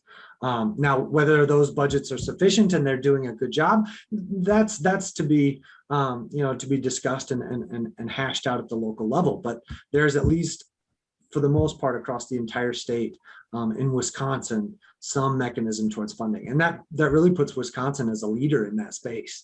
Not every state has that capability, and Wisconsin has some really innovative approaches to at least stormwater management in that regard. And it shows how much we all value the good times and the great assets we have here in this state. Thanks, Jake. We're still completing our round robin on the American Jobs Act. And Carol, you are next on my screen. Anything you'd like to comment on? Oh, yes. I first want to say that I have not read the bill. And I think there's going to be a lot of sausage making before we know what really gets passed through Congress. But last October, when Carl emailed me and asked if the League of Women Voters would like to work with ASCE on an education project, I don't think anyone on our committee had any idea that we would have an enormous infrastructure bill and infrastructure articles in the paper every day. So we are sitting at an interesting time to be doing an education project on infrastructure. I want to comment for people in the audience, you're looking at a small part of the number of people who have worked together to work on this project. The first meetings that we've had, today's was the last meeting. Then May 6th, we start on the next series of meetings, and you will have an opportunity to hear from the authors of these 13 categories who will give a presentation. And we've invited other people from the communities around the state. We've got a panel for each of these category meetings. There are 7. And you will get a number of perspectives on each of these infrastructure categories. When you finish, you will be a very well-informed citizen to be able to contact your elected official and advocate for the categories that you are most concerned about. Thank you for that opportunity. Thanks, Carol. Carl, care to comment? Yeah, I've got a few. First of all the comments have been good, and I've really appreciated them. A lot of people have already stolen my thunder, so I'll try to make this brief. I did want to comment on the user fees. One of the things that people don't think about is, as an example, everyone gets a water bill pretty much roughly quarterly. That's a user fee. You don't think twice about paying that. You pay your water bill, and you're paying for your drinking water, and you're paying for your wastewater being taken care of. So it's the same type of concept that can be used for most of the other infrastructures. You pay for what you use. Another item is, and depending upon what news source you listen to, the infrastructure package, the hard assets infrastructure is somewhere around $1 trillion. ASCE has already stated that we have over $3 trillion worth of work to be done over the next 10 years to bring us up to a B grade. So no matter where we are in that, we will probably still be short of that. Again, it's years of not really doing anything. But another thing I wanted to say is public versus private. Not all of the infrastructure we're talking about is all public. As an example, energy. A lot of energy is run by private firms. There are some public electrical utilities within the state of Wisconsin, but as a private enterprise, they're supposed to make some money. One of the things that tends to get left out in all of this is it's not just the asset itself. It's the operation and maintenance of that asset over the course of time. You have to maintain it in order to keep it up to what I'll refer to as the B grade, so that it's operational, functional for everyone. It's there for when they want service.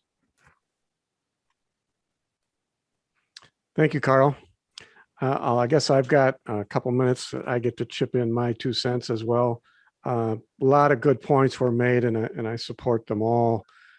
One thing I would like to point out is a time element. If this bill gets passed, that doesn't mean that there'll be workers out on your street or your road to work or building a dam the next day.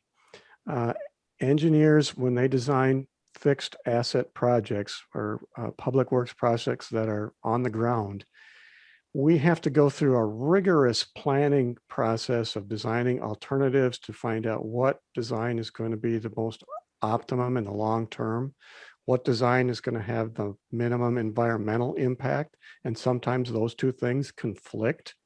Most projects go through a public involvement process. So a highway project, say a 10-mile highway project to rebuild a highway, looking at the safety analysis and geometrics and other factors in the design, that could take 5 to almost 10 years before that project gets built. So getting the funding in place is certainly a good first step, but we also need to get things time in order to ensure that, as Dr. Holland talked about, we spend this money wisely and don't needlessly just spend the money because it's there with some kind of artificial constraint.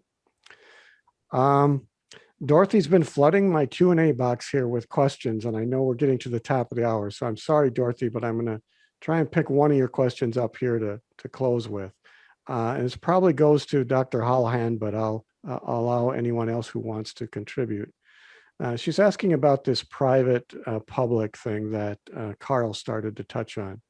What's the case for infrastructure elements such as airports, ports, dams, locks, or even highways remaining publicly owned and operated versus turning them over to the private sector, as has been done in some states? Care to comment, Dr. Holohan? Well, anything that's in the private sector is going to have to generate investor returns, and while at the same time producing public benefits that may not generate returns that like a street or a road or a bridge or something like that. It generates tremendous public benefits, but if you tried to pay for it with a conventional toll, then you would greatly reduce some people's usage of it. Now, as you pointed out, though, Marty, the technology is changing so that we can charge user charges and rebate poor people and rebate beneficial uses like ambulances and things like that. So that, maybe with new technology, the mix of public and private will change. The other thing is that in the private sector, we tend to get our maximum benefit out of the market when markets are competitive. And many public infrastructure projects are not conducive to competition. It's very difficult to have competition in, say, a pipeline for the sewer system, for example, and for most bridges and things like that. So you do it where you can, and then, but even in those cases, you usually have to regulate it. So whatever dissatisfaction you have with the public sector, you'll have, that'll just simply be steered toward the regulatory agencies. So it's not an easy question. Yeah, I was going to say, I don't think there's an easy, quick answer to that, just because every sector is going to be a little different. You know, the last I heard, I believe even the Twin Cities tried to enact some sort of private solid waste management system, and it just did not go well, because having multiple different trash collectors on a single street just isn't an efficient use of anyone's money. But the public-private partnerships, I think, is something that does need to be supported, as long as those public interests are represented and protected. So as long as there is someone that has the ability to present the public's stake in the game, that's where those public-private partnerships can really thrive. And at that point, then you've got a win-win situation for everyone, where it's sustainable and at the same time still useful and beneficial to the general public. Very good. Thank you all. I'm going to close out the Q&A session and ask our panel to close their video and microphones at this time. Before we get closing comments from the League of Women Voters, I want to let you know that there'll be a short 20 question. Yeah, you might say 20 is not short, but they're really quick. 20 question survey at the conclusion of this webinar. The survey should pop up on your screen when you leave the webinar, and the results of the survey will be used by the League to plan future events and activities associated with infrastructure in Wisconsin. So to close out the session, I'd like to ask Louise to come back online and say a few words. Louise? Thank you, Marty. Thank you, of course, to our presenters, Carl Sutter and Dr. Holohan, for their time and bringing their expertise to this meeting. Next. And thank you all for your questions. They have been recorded, if not answered, and we will be taking a look at those. And if you have further questions, please contact the League of Women Voters of Wisconsin at the website shown here. You could just Google LWV-WI.org and it will come up. Next, Marty. We have future infrastructure meetings, as Carol referenced earlier in her comments. They run from May the 6th through August 19th. The 7 meetings you see here will look in depth into specific types of infrastructure, and all 13 categories graded by ASCE Wisconsin will be included in this series. A professional engineer involved in the report card assessment will present. Following that, there will be a set of professionals, a panel of professionals involved with that particular type of infrastructure who will provide a range of perspectives about it. And of course, we will have live questions and answers. Next, please. This is the specific offering on May 6th, the Energy Infrastructure Category meeting. Gregory Schroeder, author of the Energy Report Card, will be presenting, and 4 panel members seen here will bring their perspectives about Wisconsin's energy sector. After the presentation and comments, which will be live, we will invite attendees for a 40-minute live Q&A. Register for this meeting and all the category meetings on the easy-to-find events calendar of the League of Women Voters website. Next. Thank you to all ASCE Wisconsin section members of the planning team. You see here, particularly to Carl Sutter for his leadership and to Martin Hansen for managing technology for this Zoom webinar. Next. Thank you to League members of the planning team shown here, including Carol Diggleman. She is the lead member of both the Wisconsin League and the ASCE. Thank you very much for attending, and back to you, Marty. Thank you, Louise. Again, just a quick reminder to complete the survey as you exit the webinar. The survey should appear automatically as soon as you leave the meeting. Also, a reminder that the recording of this event will be available soon on the ASCE Wisconsin YouTube channel.